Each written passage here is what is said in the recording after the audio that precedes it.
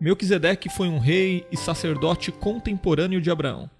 Sem dúvida, ele é um dos personagens mais misteriosos da Bíblia. Isso porque, ao mesmo tempo em que o texto bíblico afirma sua importância, ele não traz qualquer informação sobre sua origem e nem sobre sua morte.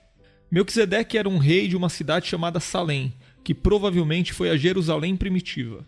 A Bíblia diz que ele era sacerdote do Deus Altíssimo, no hebraico El Elyon.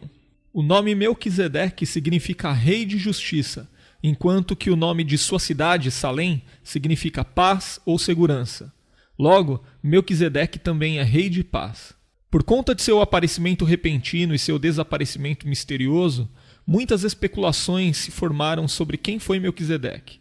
Alguns estudiosos consideram que Melquisedeque teria sido Enoque, um anjo, Sem, o filho de Noé, o Espírito Santo ou até mesmo uma aparição de Cristo pré-encarnado.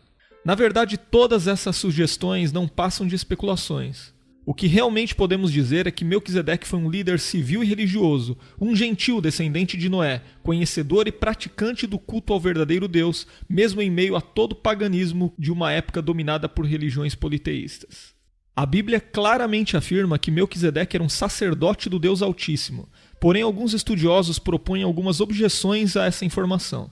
Apoiados em algumas evidências arqueológicas de que as cidades cananeias já possuíam sumos sacerdotes no tempo de Abraão, e em alguns casos estes sacerdotes eram os próprios reis, alguns entendem que Melquisedeque na verdade adorava Baal, o qual era chamado de Deus Supremo no panteão cananeu. Outros acreditam que Melquisedeque não tinha uma concepção de Deus único, e sim de um Deus dos deuses, ou seja, embora ele reconhecesse Deus como Altíssimo e Criador dos céus e da terra, ainda assim ele não tinha uma ideia puramente monoteísta, talvez algo parecido com o que ocorreu com o rei Nabucodonosor no livro do profeta Daniel. Mas tais interpretações não podem ser sustentadas à luz das Escrituras. Além disso, elas contradizem até mesmo os dados históricos já levantados que indicam que a adoração a Baal naquela região foi estabelecida em um tempo posterior ao período em que viveram Abraão e Melquisedeque. Quanto a isso, a Bíblia facilmente esclarece que Melquisedeque era um verdadeiro adorador do único Deus, principalmente considerando as referências sobre ele nos livros de Salmos e Hebreus. Melquisedeque é citado apenas 2 vezes no Antigo Testamento. A primeira ocorre no livro de Gênesis, onde narra de fato seu aparecimento, e a segunda no livro de Salmos. O livro de Gênesis diz que Abraão se encontrou com Melquisedeque quando estava voltando de uma batalha onde ele salvou seu sobrinho Ló. Naquela ocasião, Melquisedeque trouxe-lhe pão e vinho e o abençoou. O relato bíblico termina dizendo que Abraão pagou o dízimo de tudo o que havia conseguido na guerra a Melquisedeque. Vejamos o que diz Gênesis capítulo 14, versículos 18 ao 20. E Melquisedeque, rei de Salém, trouxe pão e vinho, e era este sacerdote do Deus Altíssimo.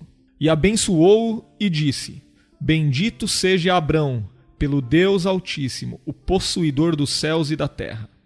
E bendito seja o Deus Altíssimo, que entregou os teus inimigos nas tuas mãos. E Abrão deu-lhe o dízimo de tudo.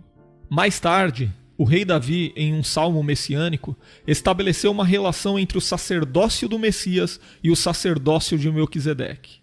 Um possível pano de fundo para esse salmo é a tomada de Jerusalém por volta de 1000 a.C., o que faz com que muitos intérpretes expliquem o tal salmo considerando o fato de a casa de Davi ter se tornado herdeira da dinastia de reis e sacerdotes de Melquisedeque, já que provavelmente a cidade governada por Melquisedeque era a Jerusalém primitiva.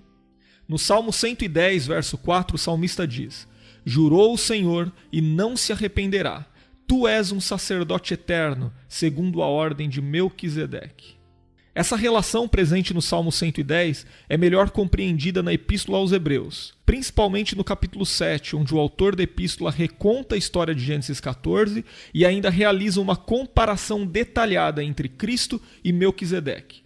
Entre os versículos 1 e 3 do capítulo 7 de Hebreus, lemos: Porque este Melquisedeque, que era rei de Salém, sacerdote do Deus Altíssimo, e que saiu ao encontro de Abraão quando ele regressava da matança dos reis, e o abençoou, a quem também Abraão deu o dízimo de tudo, e primeiramente por interpretação, rei de justiça e depois também rei de Salém, que é rei de paz, sem pai, sem mãe, sem genealogia, não tendo princípio de dias nem fim de vida, mas sendo feito semelhante ao Filho de Deus, permanece sacerdote para sempre.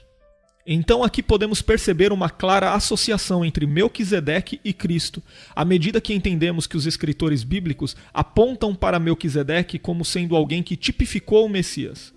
O mesmo capítulo 7 de Hebreus é um exemplo disso.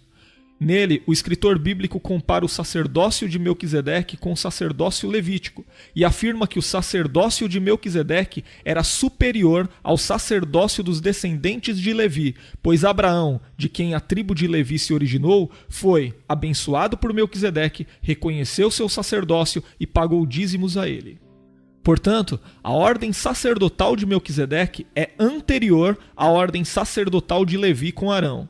Então, quando o escritor de Hebreus utiliza a declaração do salmista de que o sacerdócio do Messias é segundo a ordem de Melquisedeque, ele está dizendo que o sacerdócio de Cristo é legítimo e superior ao sacerdócio iniciado com a lei. E assim como Melquisedeque, de quem não sabemos nada sobre sua origem e seu fim, o sacerdócio de Cristo é eterno e permanece para sempre, ou seja, ele não precisa ser substituído por novas gerações, como acontecia no sacerdócio levítico.